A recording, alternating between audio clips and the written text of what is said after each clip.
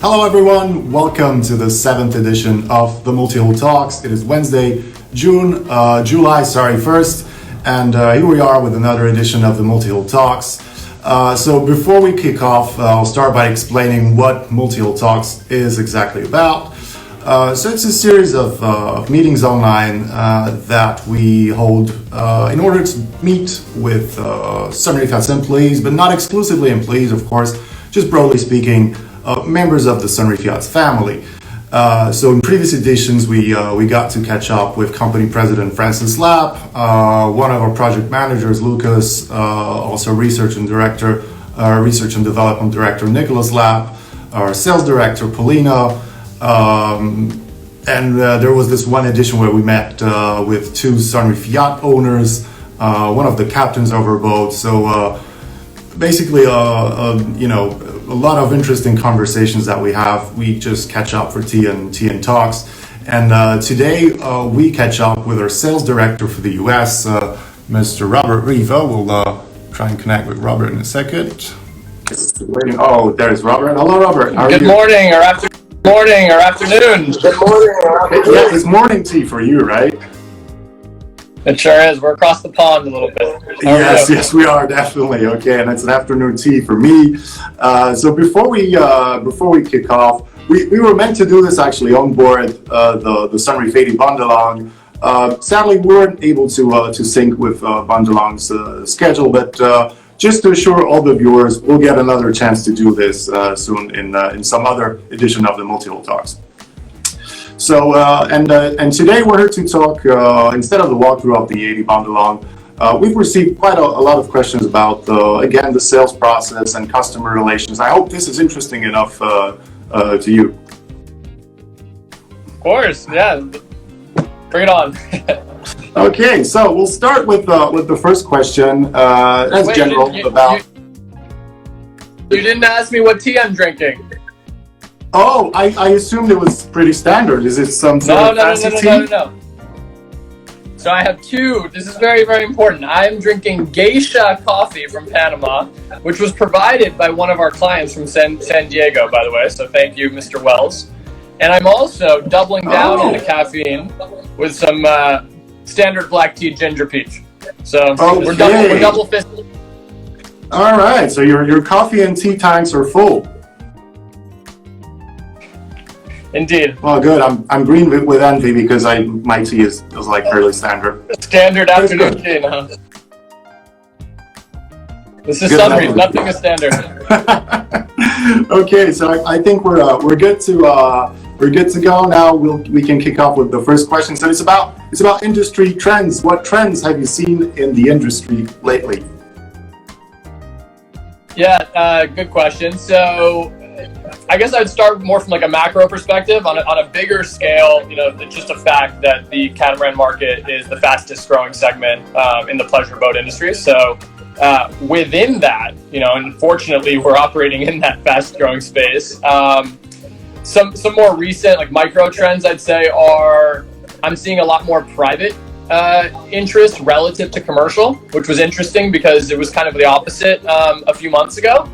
And I think maybe some of that has to do with COVID and kind of the situations happening in the world. You've got a lot of like older people, C-level executives that have maybe more downtime on their hands. They're able to now finally, something that would have been second or third on their priority list, like buying, a catamaran, like a Sunreef, now kind of shoots up the priority list as other things and their time frees up. So it's kind of like a not now, if not now, then when situation. So that's been interesting. And then as far as specific model interest goes, every 2 days at least, I'm getting interest for the Eco brand. Everyone wants to know more about, how is it possible that I can navigate the world without burning fuel? How does it work? Where are you getting your solar cells from? I mean, all the questions you can imagine across the board. So it's been very interesting. So I'm very happy to hear that the US market is following this very positive trend, and I hope you get those inquiries and yes, and that we get to see more and more eco-responsible boats on in the US. Absolutely.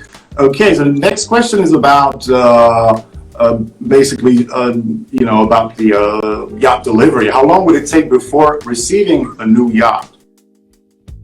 The $1,000,000 question. So the rule of thumb is a year, right? I always like to tell people a year, under promise, over deliver.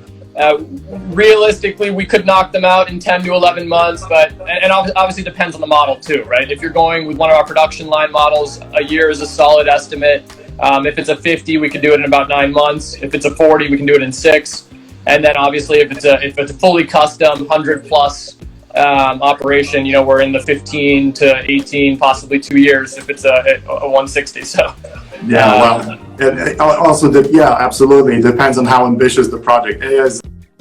And and there are big catamarans in the range, absolutely. So those are, some of them are really fairly ambitious, and that brings me to the next question about the biggest yacht that Sunreef makes.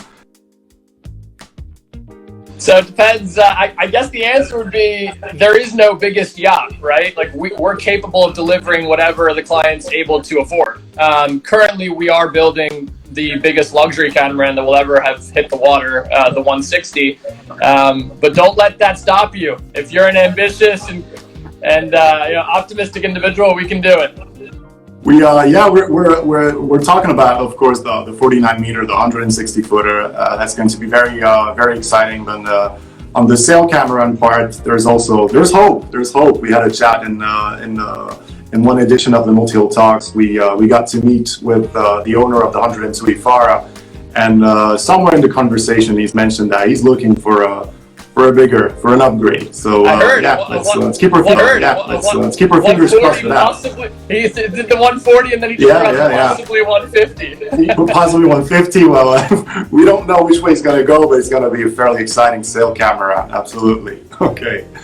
Good. Okay, so the next question here is about the yacht that appeared in our last story. A tuck-tone. Yes. A bit of a tongue twister.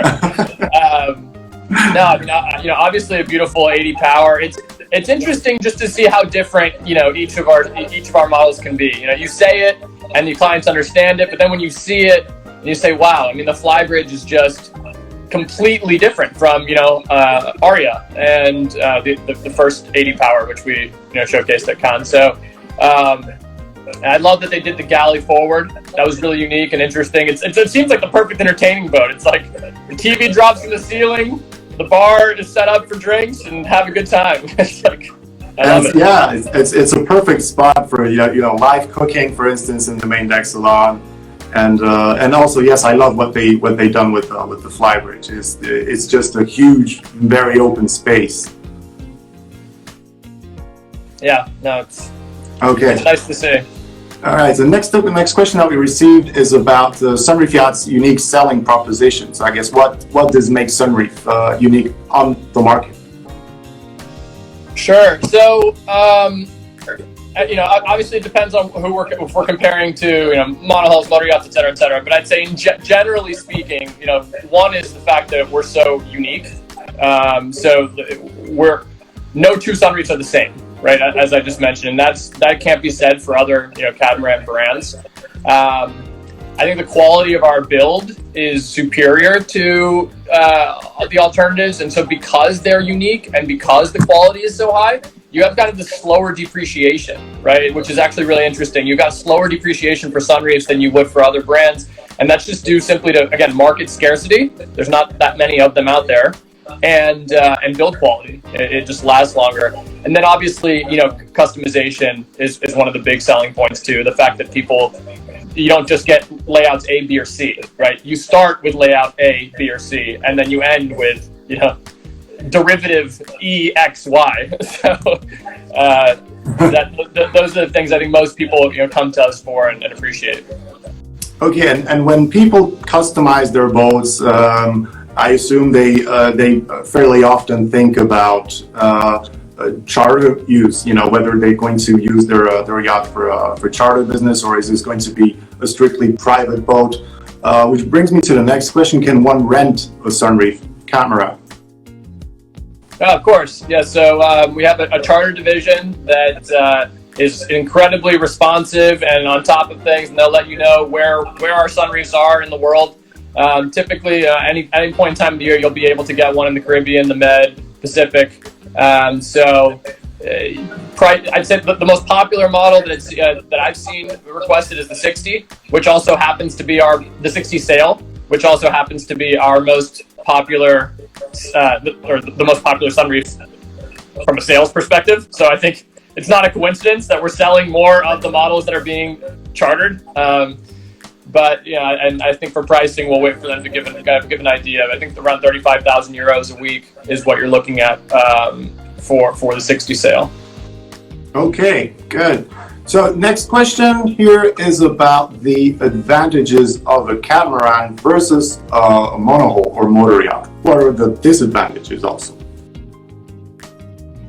Sure. So advantages there's a laundry list of advantages. One is just the fact that you're getting double the space, almost double, if not 80% to double the space for the same price, which is just a tremendous value proposition, purely from like a price per square foot and kind of floating apartment feel, right? The fact that you can take this thing anywhere in the world and it's a waterfront view is unique, right? So that's a huge selling point over the monohulls for people that want more space, want to be able to enjoy with their family on board and kind of have that home feel on the water. Stability and lower draft are two huge points, right? So people that want to be able to explore more remote locations and navigate, especially shallower waters like the Caribbean.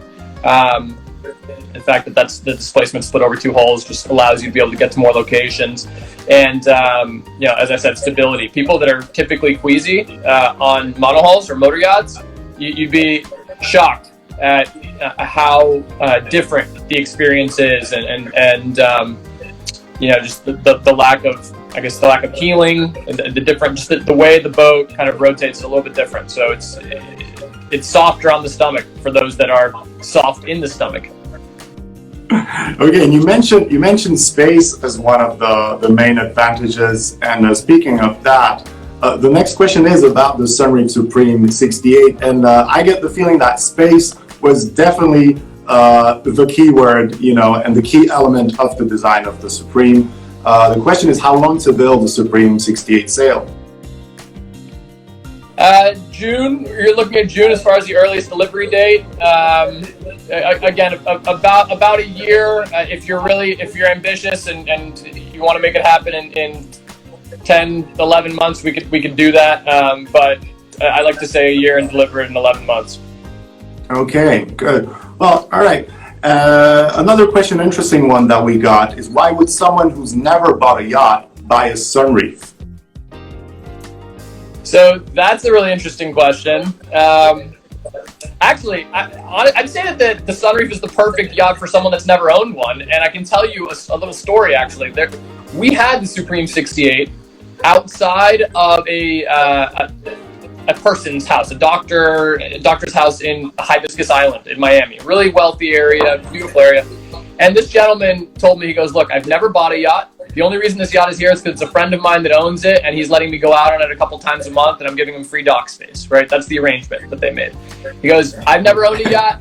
My wife, not interested, we never consider ourselves interested in yachts, not yacht people. He goes, I went on this thing, had dinner with my family while cruising the Intercoastal, and it totally changed my perspective and understanding because, and in his words, he goes, this isn't even a yacht. This is a floating home. This is a beautiful home that is able to take you around and you're able to enjoy your family's company. The kids are away from the iPad. They're away from the iPhone. All of a sudden you're getting that bonding experience for even a few hours on the water, which makes all the difference, right? And so it was great to hear him say that. And it just kind of reaffirmed what my hypothesis was, which is there's a whole market of people out there that don't know what they don't know.